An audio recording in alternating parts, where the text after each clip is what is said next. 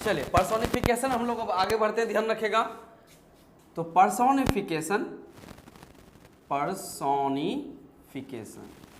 जो अभी आपको समझाया गया है, इसी पर्सोनिफिकेशन में हम लोग एक मीनिंग को लेकर बात करते हैं कि किसी भी वर्ड के मीनिंग किस प्रकार से निकल सकते हैं। ओके, तो पर्सोनिफिकेशन में एक छोटा सा पॉइंट है, मैं इसे भी कराकर निकलता हूं, ध्यान रखिएगा। जैसे स्टेटमेंट है वे कुछ फ्रेज हैं। फर्स्ट कि having butterflies in stomach. Having butterflies in stomach, आपको बताना है कि इसका मीनिंग क्या है। हैविंग बटरफ्लाइज इन स्टमक का हिंदी क्या है, ध्यान रखिएगा। In the stomach. चलिए दूसरा है, ध्यान रखिएगा, sell like hot cakes. Sell like hot cakes, इस दोनों का आप मुझे मीनिंग क्लियर करके बताएं कि क्या है, ध्यान रखिएगा। Sell like hot cakes first आपके सामने प्रेजेंट किया गया, ध्यान रखिएगा कि मीनिंग है कि मतलब इसका मीनिंग निकालना है कि having butterflies in the stomach, इसका मीनिंग क्या निकल सकता है। दूसरा कहा गया सेल लाइक हॉट केक्स। अब सेल लाइक हॉट केक्स, इसका क्या मीनिंग निकल के आता है, ध्यान रखिएगा। तो हम लोग क्या करते हैं, ध्यान रखिएगा, जब भी हम लोग किसी भी वर्ड का या फ्रेज का, एडम्स का हम लोग मीनिंग निकालते हैं, या इवन सेंटेंसेस का भी, तो मीनिंग दो तरीके से निकलता है। एक जो कहा गया है, ध्यान रखिएगा, एक हम लोग कहते हैं लिटरल मीनिंग। लिटरल मीनिंग हम लोग कहते हैं। ओके, कौन सा meaning, literal meaning. Literal meaning क्या होता है कि जैसे शब्द वैसे उसके मीनिंग निकल के आते हैं, ध्यान रखिएगा। और एक हम लोग जानते हैं कि non literal meaning. Non literal meaning निकल के आता है। अब होता क्या है, लिटरल मीनिंग का मतलब होता है, ध्यान रखिएगा, word to word. Word to word, कि जैसे शब्द हो वैसा उसका मीनिंग लगाइए। लेकिन नॉन लिटरल मीनिंग में क्या होता है, ध्यान रखिएगा, स्पेशल मीनिंग इसका निकल के आता है। स्पेशल मीनिंग, एक खास मीनिंग उसका निकल के आता है, जिसमें वर्ड टू वर्ड का फॉर्मेशन काम नहीं करता है। जिसे कहा गया having butterflies in the stomach, मतलब पेट में बटरफ्लाइज यानी कि तितलियां होना। इसका अगर आप लिटरल मीनिंग निकालें तो यही निकल के आता है कि having butterflies in the stomach का मीनिंग है कि पेट में तितलियां होना, जो कि वास्तव में इसका मीनिंग निकल कर नहीं है। इसका मीनिंग है, ध्यान रखिएगा, feeling nervous. Feeling nervous, feeling nervous, यानी having butterflies in the stomach का मीनिंग है फीलिंग नर्वस, कि आप नर्वस फील करते हैं। जैसे हम लोग कहते हैं पेट में चूहे दौड़ रहे हैं, इसका मतलब क्या है कि मुझे भूख लगी हुई है। तो पेट में चूहे दौड़ रहे हैं, वो एक नॉन लिटरल मीनिंग है। इसका मतलब ये मत सोचेगा कि वास्तव में पेट में कहीं चूहा दौड़ रहा है, वहां पर यूज किया जाता है नॉन लिटरल मीनिंग, यानी उसका एक स्पेशल मीनिंग होता है। ओके, तो वो आ गया। सेल लाइक हॉट केक्स, इसका मतलब होता है सेल क्विकली, कि जल्दी से बेचना, जल्दी से बेचना, इसका मीनिंग निकल कर आता है, ध्यान रखेगा। तो ये जो आपको निकल के आ रहा है, ध्यान रखेगा कि having butterflies in the stomach, जिसका मीनिंग है फीलिंग नर्वस, एक है कि सेल लाइक हॉट केक्स, जिसका मीनिंग है कि सेल क्विकली, ये आपको नॉन लिटरल मीनिंग है। कौन सा मीनिंग है, नॉन लिटरल मीनिंग है, ध्यान रखेगा। लिटरल मीनिंग होता है कि जैसे शब्द वैसे मीनिंग निकल के आता है, जैसे कहा जैसा है। लिटरल मीनिंग का भी देता है एग्जांपल, ध्यान रखेगा, जैसे running in the field. Running in the field, इसका मतलब होता है कि फील्ड में दौड़ना, नॉर्मल सा मीनिंग है। लिटरल मीनिंग, इसका मीनिंग क्या है कि फील्ड में दौड़ना, यानी कि मैदान में दौड़ना। तो जैसा इसका वर्ड है, ध्यान रखेगा, वैसा इसका क्या है, मीनिंग है। लेकिन नीचे जो दो आपको दे दिया गया, ध्यान रखेगा, इसके वर्ड कुछ और कह रहे हैं और फीलिंग इसके कुछ और निकल के आ रहे हैं, यानी कि इसमें हुआ है नॉन लिटरल मीनिंग का यूज। तो ये हम लोगों को समझ के रखना है कि लिटरल मीनिंग और नॉन लिटरल मीनिंग हम लोग इस प्रकार के स्टेटमेंट यूज करते हैं, ध्यान रखेगा, आपस के लाइफ में, ध्यान रखेगा, इसे नोट कर सकते हैं।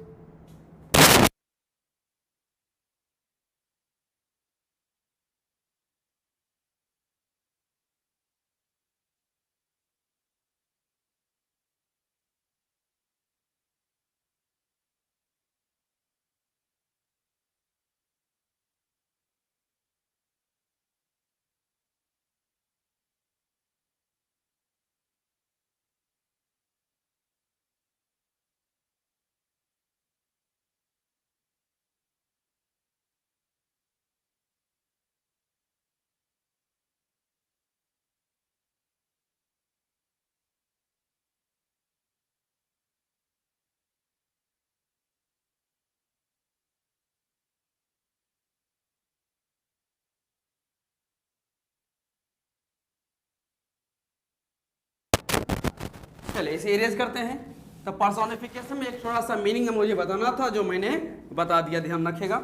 अब इसी में ध्यान रखिएगा, पर्सोनिफिकेशन का आपको एक और मीनिंग देता हूं, ध्यान रखिएगा कि किस प्रकार से हम लोग अपने लाइफ में कहीं कहीं पर्सोनिफिकेशन का यूज करते हैं। सॉरी, वो लिटरल और नॉन लिटरल मीनिंग और पर्सोनिफिकेशन का भी यूज करते हैं। जिसे एक गाना है, ध्यान रखिए, कहा जाता है सो गया आसमां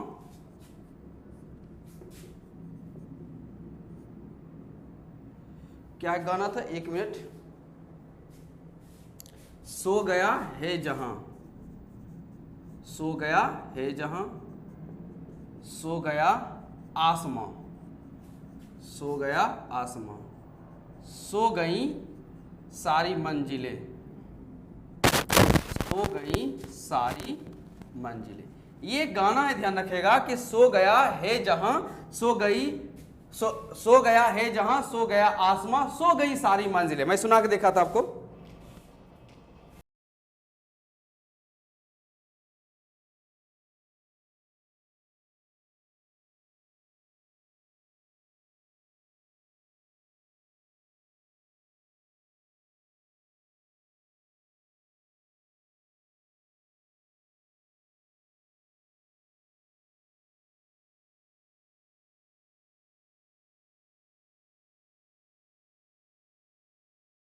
क्या है, ध्यान रखिएगा, सो गया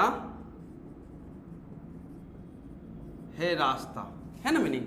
अब यहां जब कहा गया कि सो गया ये जहां, जहां का मतलब क्या है कि वर्ल्ड, जहां का मीनिंग क्या है, वर्ल्ड से इसका मीनिंग निकल के आता है। एक मिनट,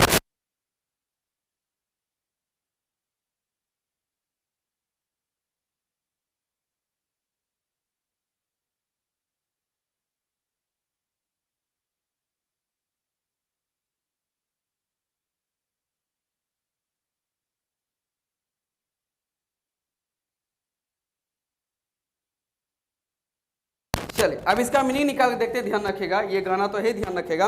जब ये कहा गया है कि सो गया ये जहां, यहां जहां का हम लोग क्या, वर्ल्ड, इसका मीनिंग निकल के आता है the world has slept, the world has slept. सो गया आसमां, द स्काई हैज स्लेप्ट, सो गई सारी मंजिलें, all the destinations, all the destinations have slept, all the destinations have slept, सो गया है रास्ता, the way has slept, the way has slept। अब आप बताइए यहां जो कहा गया कि वर्ल्ड, स्काई, डेस्टिनेशंस और रास्ता, क्या यह कभी सो सकता है? सोने का जो काम है, ध्यान रखेंगे, जो स्लेप्ट कहा गया ये ह्यूमन एक्शन है। कौन सा एक्शन है? ह्यूमन एक्शन है। लेकिन यह जो ह्यूमन एक्शन ये किसे दे दिया गया है? नॉन लिविंग को। ये नॉन लिविंग को दे दिया गया है, नॉन लिविंग।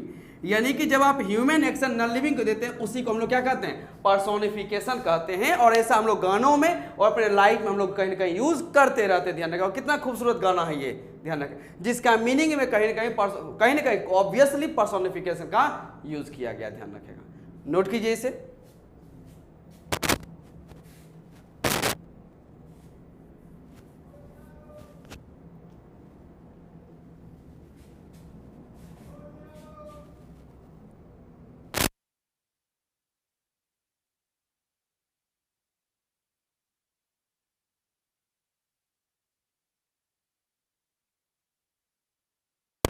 चलिए इरेज करते हैं इसे, ध्यान रखेगा। तो पर्सोनिफिकेशन यहीं पे होता है समाप्त, ध्यान रखेगा। हम लोग पर्सोनिफिकेशन समझ गए हैं। अब एपोस्ट्रोफे एस का पर्सोनिफिकेशन से रिलेटेड कुछ पॉइंट्स रहेगा, वो हम लोग अब देखते रहेंगे। ओके, चलिए ध्यान रखेगा। अब देख, जिसे कहा गया a week's holiday, a week's holiday, आपको बताना कि ये सही है गलत है। A week's holiday, tomorrow's plan, tomorrow's plan, ध्यान रखेगा। 5 days, 5 days leave. A week's holiday, tomorrow's plan, 5 days leave. अब आपको बताना है कि यह इसमें अपॉस्ट्रोफे एस लगाना सही है या नहीं है। आप बताइए क्या किया जाए इसमें, यह सही है या फिर गलत है?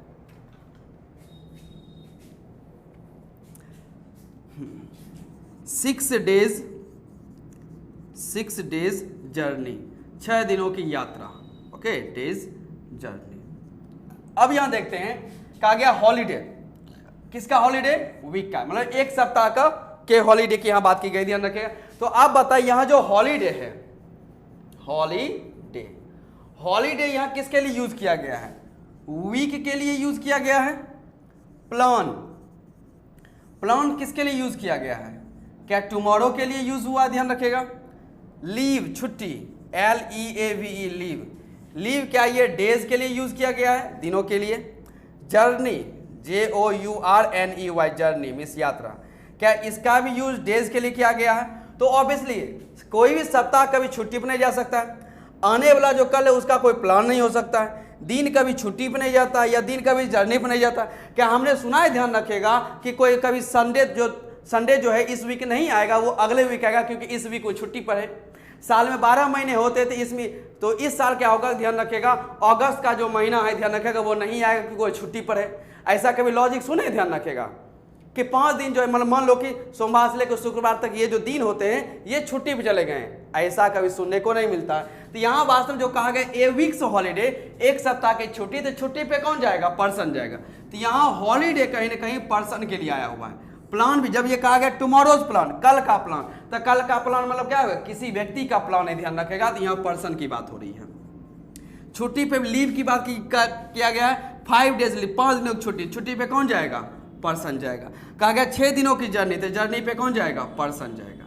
यानी यहाँ पर वीक, टुमारो, डेज के लिए यूज नहीं हुआ है, बल्कि ये सभी यूज हुए पर्सन के लिए। यानी यहाँ कहीं ना कहीं ये जो वीक नॉन लिविंग है, टुमारो नॉन लिविंग है, डेज नॉन लिविंग है, 6 डेज नॉन लिविंग है, इसमें कहीं ना कहीं पर्सोनिफिकेशन यूज किया गया। इसी वजह से ये सारे स्टेटमेंट क्या हो जाएंगे? सही हो जाएंगे। इसमें किसी प्रकार का कोई गलती नहीं है, ध्यान रखेगा। नोट कर सकते हैं इसे।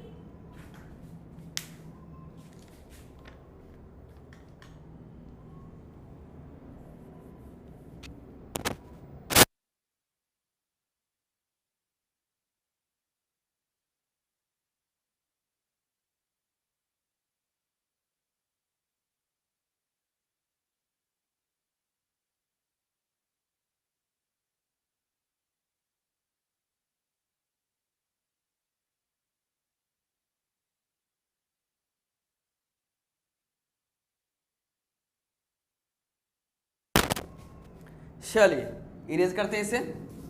तो आप देख सकते हैं, ध्यान रखिएगा कि नाउन के अपॉस्ट्रोफे एस वाले पॉइंट में कितना बड़ा ब्रॉड कॉन्सेप्ट है इस पर्सोनिफिकेशन का।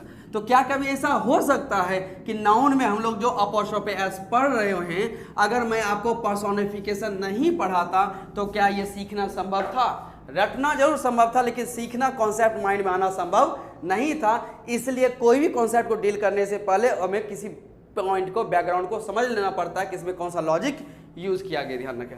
अब बात करते हैं, ध्यान रखिएगा, वेट अपॉस्ट्रोफे एस जो है, ध्यान रखेगा, ये वेट यानी वजन और मनी को इंडिकेट करता है। किसको इंडिकेट करता है?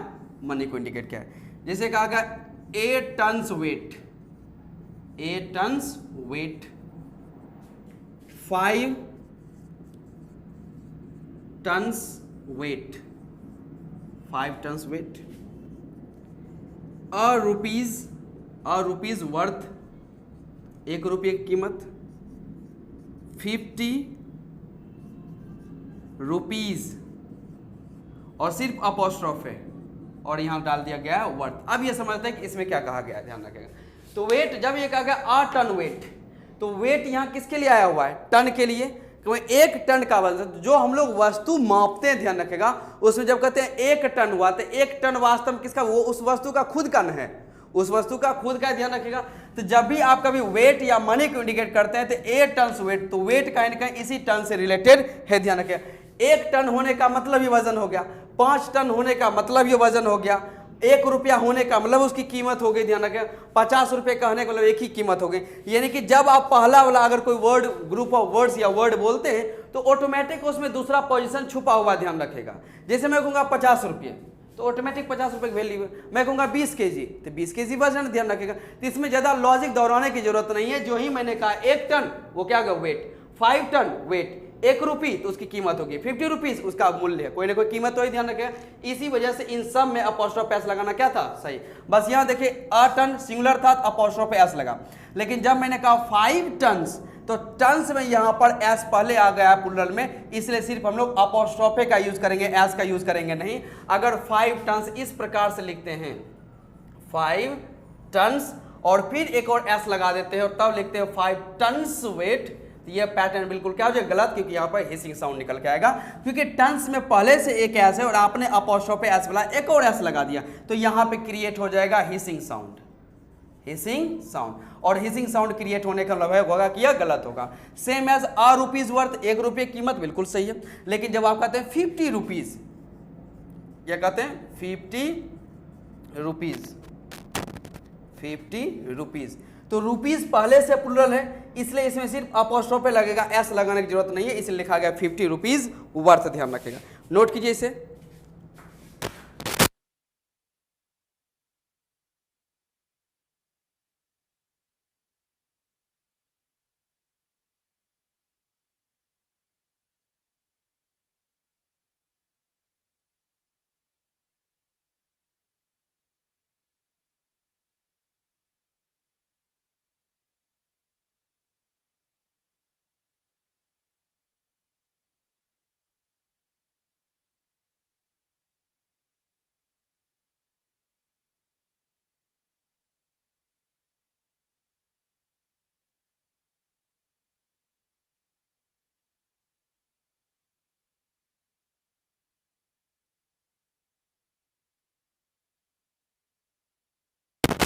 चलिए अब देखते हैं नेक्स्ट।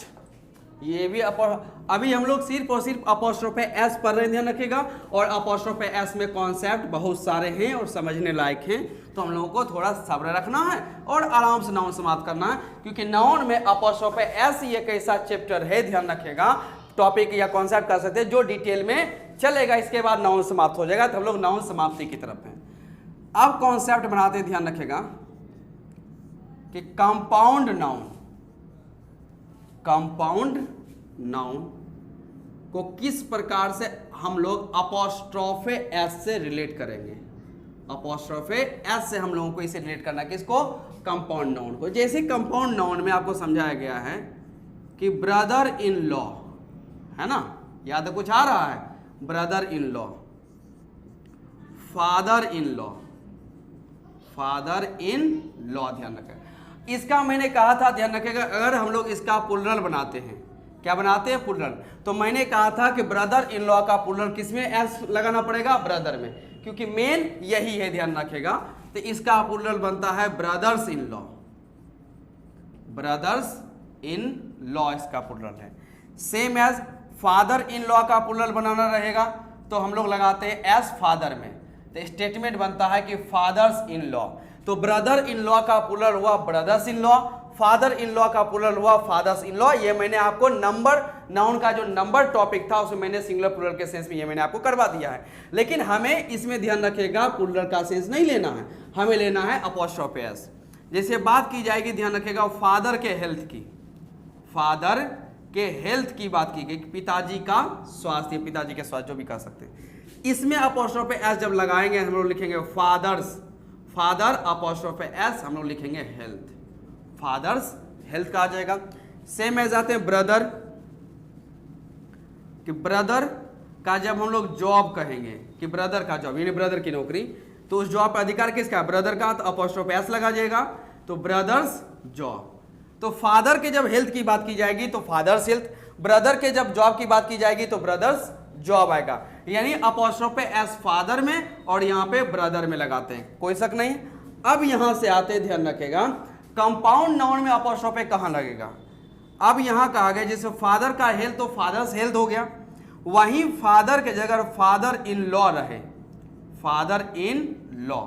अब इनके हेल्थ की बात की जाएगी, HEALTH हेल्थ, यानी फादर के हेल्थ का, तो इसमें आप अपॉस्ट्रोफे किस पैटर्न में लगाएंगे, आप लिखेंगे FATHER fathers in law health, क्या ऐसा लिखेंगे? दूसरा आप लिख सकते हैं FATHER अपोस्ट्रोफ फादर्स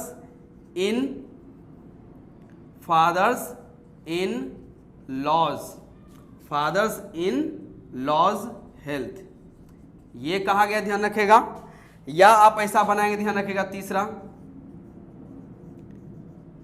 कि फादर इन लॉज हेल्थ।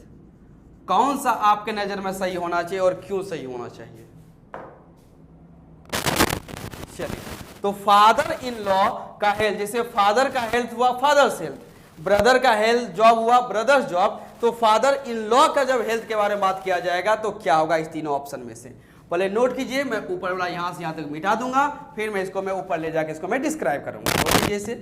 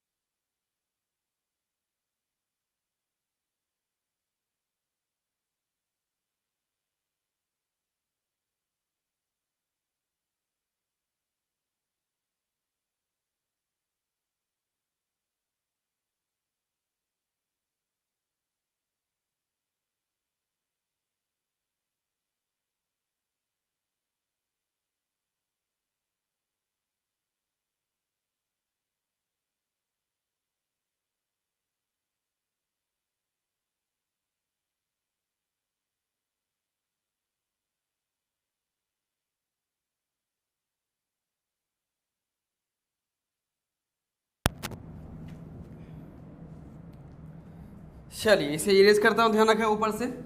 उसके बाद आते हैं इसके रियल कॉन्सेप्ट में कि इसमें कौन सी बातें हमें ऐड करनी है। चलिए, अब इसमें कौन सा होना चाहिए?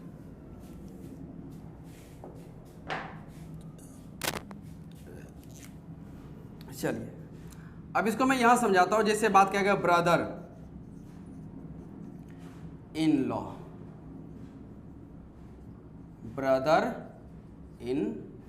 क्लियर? तो ब्रदर इन लॉ का ध्यान रखें, जो कंपाउंड नाउन है ध्यान रखेगा, उसका अपना एक मीनिंग निकल के आता है, जिसे हिंदी में लोग साला कहते हैं, ब्रदर इन लॉ। अब ब्रदर इन लॉ के जॉब के बारे में बात करना है। किसके बारे में बात करना है? जॉब के बारे में। जब हम लोग इसका प्लुरल बनाते हैं, ब्रदर इन लॉ का प्लुरल बनाते हैं, साइड में यह भी मैं लिख देता हूं, समझने में आसानी रहेगी। ब्रदर इन लॉ, जब हम लोग इसका प्लुरल बनाते हैं तो हम लोग इसे लिखते हैं ब्रदर्स। ब्रदर में एस लगा क्या लिखते हैं? ब्रदर्स इन लॉ करते हैं, क्लियर? तो ये तो था आपका प्लुरल बनाने में, जिसका कॉन्सेप्ट पहले दिया गया है, ध्यान रखा। आप पिछले क्लास में जाके देख सकते हैं, और अगर आपने वो क्लास किया हुआ है तो कोई समझने में कोई दिक्कत नहीं होगी। लेकिन जब बात करते हैं ब्रदर इन लॉ में अपोस्ट्रोफ एस लगाने का, ध्यान रखेगा। तो इसमें है क्या जी, आप किसके बारे में बात कर रहे हैं? अगर आप ऐसा करते हैं कि आप सपोज कीजिए यहां लगा देते हैं ब्रदर्स इन लॉ और जॉब बोलते हैं, ब्रदर्स इन लॉ जॉब, तो यहां पे सोचना है कि जिस वस्तु पे आप अधिकार दिखाना चाहते हैं, यानी यहां जॉब पे ना आपको पैसा दिखाना है, तो उसके पहले ही हम लोग क्या लगाते हैं? Apostrophe S. जैसे कार बोलना है, क्या बोलना है? कार। कार किसकी है? राम की, तो इसके पहले क्या लगाइएगा? Apostrophe S. बाइक बोलना है, बाइक किसकी है? सुमन की, तो सुमन लिख के बाइक के पहले लगाना है अपोस्ट्रोफ एस। तो जब हम लोग अपोस्ट्रोफ एस लगाते हैं तो जिस पे आपको अधिकार लगाना होता है, अधिकार बताना होता है कि हाँ ये इसका है, तो उस नाउन के जस्ट पहले आप क्या लगाते हैं? अपोस्ट्रोफ एस लगाते हैं। तो यहाँ जॉब किसका है? तो जॉब इस ब्रदर इन लॉ का है। तो कंप्लीट मीनिंग यहां से ना आ रहा है ब्रदर इन लॉ का, और क्योंकि आपको पोजीशन बताना है, तो जिसका पोजीशन बताना है उसी के पहले आपको अपोस्ट्रोफ एस लगा के उस पूरे फ्रेम को आपको एडजेक्टिव बनाना होता है, उस पूरे फ्रेम को। यानी जब बात कर रहे हैं आप कंपाउंड नाउन का, अगर सिर्फ आप यहां लगाते हैं ब्रदर्स लगाते हैं तो सिर्फ यही एडजेक्टिव बनेगा। क्या बनेगा? एडजेक्टिव बनेगा, यहां इन और लॉ एडजेक्टिव नहीं बनेगा। क्योंकि हम लोग बात करें कंपाउंड नाउन का तो आपको इस पूरे कंपाउंड नाउन को एडजेक्टिव बनाना पड़ेगा। एपोस्ट्रोफे एस लगा के जब आप उसे एडजेक्टिव बनाते हैं तो पूरे को ना एडजेक्टिव बनाइएगा, क्योंकि बात आप कंपाउंड नाउन का कर रहे हैं और सामने जो अधिकार दिखाना चाहते हैं जॉब, यह कहता है मेरे से पहले एपोस्ट्रोफे एस आना चाहिए, तभी मैं मानूंगा कि ये पूरा का पूरा क्या है, एडजेक्टिव है। वरना मैं तो समझूंगा सिर्फ ब्रदर ही एडजेक्टिव हो चुका है, यहाँ लॉ के बारे में कोई डिस्कशन ही नहीं हुआ है। इसीलिए ध्यान रखेगा जब कंपाउंड नाउन में हम लोग एपोस्ट्रोफे एस लगाते, ध्यान रखेगा तो ये पहले वाले नाउन में एपोस्ट्रोफे एस नहीं लगेगा। तो यहां जो फादर इन लॉ के हेल्थ की बात की गई है तो फादर में सिर्फ आप एपोस्ट्रोफे एस लगा देंगे, इससे सही नहीं होने वाला। या आप कहें कि दोनों जगह एपोस्ट्रोफे एस लगा दें तो ये भी नहीं सही हो सकता है, ध्यान रखेगा। तो करें क्या, तो ये जो ब्रदर इन लॉ कंपाउंड बना हुआ है इसके लास्ट में आप एपोस्ट्रोफे एस लगाएं तो आंसर होता है ब्रदर इन लॉ। आपने लिख दिया, लास्ट में लगाइए एपोस्ट्रोफे एस, तब लगेगा हाँ भाई ये पूरा कंपाउंड नाउन जो है, ये पूरा कंपाउंड नाउन। अब ये कंपाउंड नाउन क्या बन चुका है, एडजेक्टिव बन चुका है, ध्यान रखेगा। और कंपाउंड नाउन के लास्ट में अपने एपोस्ट्रोफे एस लगाया है तो अब आपको जो अधिकार बताना है वो अधिकार आप लिख सकते हैं। तो मैं लिख सकता हूं ब्रदर इन लॉज जॉब, और ये बिल्कुल क्या हो जाएगा सर, तो फादर इन लॉ के हेल्थ की बात की जाएगी तो यहां होगा फादर इन लॉ और लास्ट में apostrophe s, in father in law's health की बात की जाएगी। नोट कर सकते हैं इसे।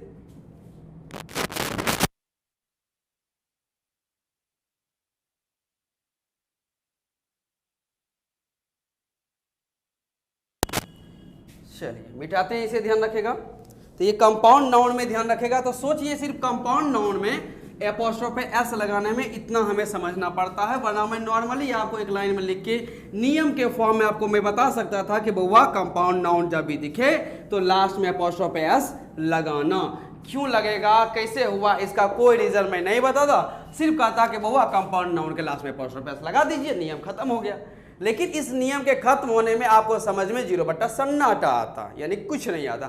लेकिन अब आपके पास पूरा माइंड मेकअप है कि आप प्लुरल बनाने, जब हम ब्रदर इन लॉ का प्लुरल बनाते हैं तो पहले एस लगाते हैं, वही जब एपोस्ट्रोफे पोजीशन बनाना होता है क्योंकि हमें एडजेक्टिव बनाना है तो पूरे कंपाउंड नाउन का एडजेक्टिव बनाए, इसलिए लास्ट में एपोस्ट्रोफे एस लगाते हैं। अब आते हैं इसी में कुछ अलग पॉइंट पढ़ते हैं, ध्यान रखेगा।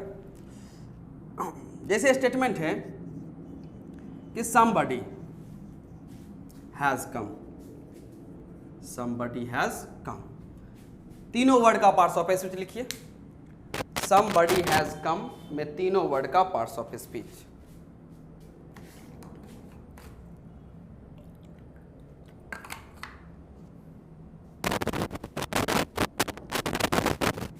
चल, तो somebody has come में has वर्ब, come भी क्या है, वर्ब है। बात करते हैं somebody का, तो somebody स्टेटमेंट का सब्जेक्ट, इसमें कोई शक नहीं, सब्जेक्ट है। और सब्जेक्ट के प्लेस पे या तो नाउन आते हैं या तो प्रोनाउन आते हैं, या तो नाउन या तो प्रोनाउन। somebody नाउन तो कहीं से लग नहीं रहा है, बचा क्या चीज, ये प्रोनाउन है। तो somebody क्या है, प्रोनाउन है, ध्यान रखें, इसमें कोई शक नहीं है।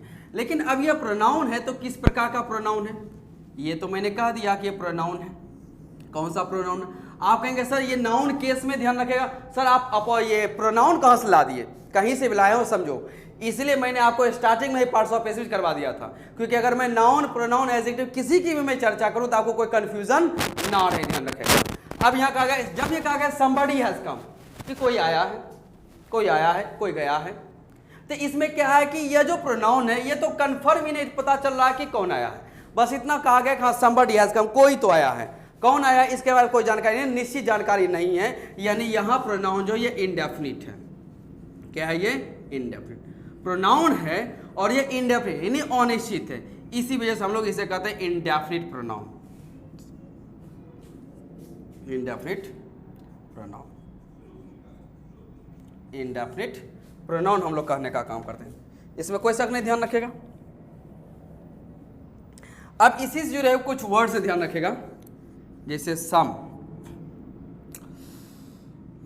एवरी, एवरी, नो, एनी, सम, एवरी, नो और एनी की यहाँ पे बात की गई है। अब इसी से क्या है कि एक ग्रुप ऑफ इसी प्रकार का वर्ड बनता है, ध्यान रखिएगा, और उसमें दो को ऐड किया जाता है, एक बडी और एक नन, सॉरी वन। जैसे सम और बडी, इसको जोड़ते बनता है समबडी, समबडी। दूसरा सम और बडी को ऐड किया गया समबडी, सम और वन को ऐड किया जाएगा समवन, समवन।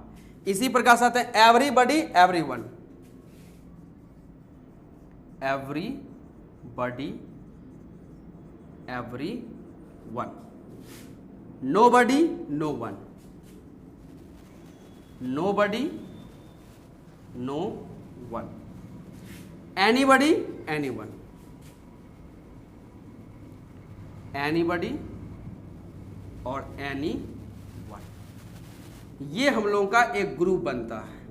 अब somebody, someone, everybody, everyone, nobody, no one, anybody, anyone, इसमें हम लोगों को सीखना है कि अपॉस्ट्रोफी एस इसमें कैसे लगता है, ध्यान रखेगा, तो हमें सीखना पड़ेगा। नोट कीजिए इसे पहले।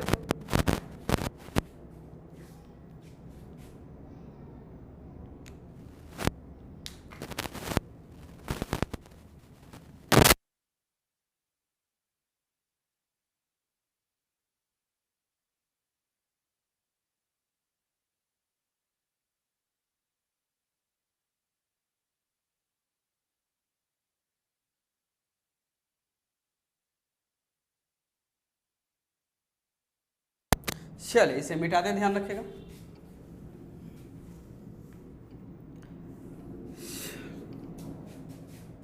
अब यहां समझते हैं, जिसे कहा गया है he has bot A set of necklace, he has bought a set of necklace, उसने नेकलेस का एक सेट खरीदा है, फॉर, किसके लिए खरीदा गया है, ओके, किसके लिए खरीदा गया ये बताना है। He has bot A set of necklace, लेकिन किसके लिए, ओके। तो एक कहा जा सकता है, ध्यान रखेगा, सुहानी के लिए खरीदा गया है, एक कहा गया, ध्यान रखेगा, सुमन के लिए खरीदा गया हो, एक कहा जा सकता है कि आदिति के लिए खरीदा गया है, ध्यान रखेगा। कभी मैं कह सकता हूं कि खुशी के लिए खरीदा गया है, ध्यान रखेगा, या अर्चना के लिए खरीदा जा सकता है, ध्यान रखेगा। तो किसी के लिए भी ये नेकलेस खरीदा जा सकता है, इसमें कोई शक नहीं है कि he has bought a set of necklace for Suhani, someone, Aditi, खुशी, अर्चना। लेकिन अगर ये मालूम ना हो कि किसके लिए सेट खरीदा गया है, किसी के लिए तो खरीदा गया होगा, ध्यान रखेगा। और सपोज कीजिए ऐसा कहे कि सुहानी के लिए नहीं खरीदा गया है, सुहानी के मदर के लिए खरीदा गया है, सुहानी के मदर, तो सुहानी में अपॉस्ट्रोफी एस और लगाएंगे यहाँ पर क्या चीज, मदर, कि Suhani's mother, Suman's mother, Aditi's mother, Aditi's mother, Khushi's mother, Archana's mother, ये भी तो हो सकता है।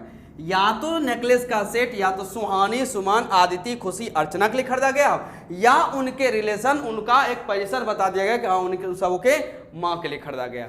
ये तब स्टेटमेंट हम लोग यूज करते हैं जब हमें जानकारी हो कि किसके लिए खरीदा गया है। लेकिन अगर हमें मालूम ही नहीं है कि किसके लिए खरीदा गया है, स्टेटमेंट बनता है कि ही हैज बॉट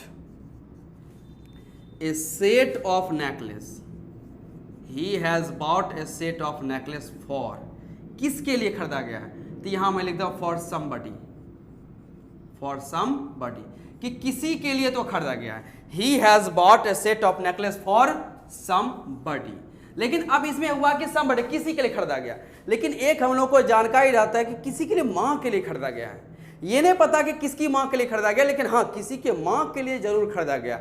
यह भी तो सेंस आ सकता है। जैसे एक वाला स्टेटमेंट आ जिसमें मैंने लगा सुहानी के लिए नेकलेस खरीदा गया है, सेट उसका, फिर मैंने कहा सुहानी के मां के लिए भी हो सकता है। तो एक में एग्जांपल मैं दे रहा हूं, ध्यान रखें, जिसमें किसी के लिए खरीदा गया मालूम नहीं, इनडेफिनिट अनिश्चित है। एक मैं कह सकता हूं किसी के मां के लिए, तो यहां पर हम लोग लिखते हैं कि he has bought a set of necklace for somebody, और इसमें लगाते हैं अपॉस्ट्रोफी एस। समबडी में क्या लगाएंगे, अपॉस्ट्रोफी एस, क्योंकि समबडीज, और यहां लिखते हैं हम लोग मदर, समबडीज मदर, कि he has bot A set of necklace for somebody's mother, ध्यान रखेगा। यानी जब आपको इस प्रकार का प्रोनाउन दिखे जिसमें somebody, someone, everybody, everyone, nobody, known, anybody, anyone, तो इनके लास्ट में आप क्या लगा देते हैं, एपोस्ट्रोफे एस लगाकर पोजीशन बताने का काम करते हैं, ध्यान रखेगा। तो he has bought a set of necklace for somebody's mother, या आप ऐसा भी कर सकते हैं समबडी, लेकिन आपको पोजीशन बताना है कि किसी के लिए, तो यहाँ लिखा जाएगा समबडीज मदर। जिसे कहा गया है कि every one's friend is coming, every one's friend is coming, मतलब हर एक का जो दोस्त है, every one's friend is coming, वो आ रहा है। किसी का भी ऐसा नहीं कि किसी का भी दोस्त नहीं आ रहा, हर किसी का दोस्त आ रहा है, तो every one's friend is coming, ध्यान रखेगा, नोट कीजिए इसे।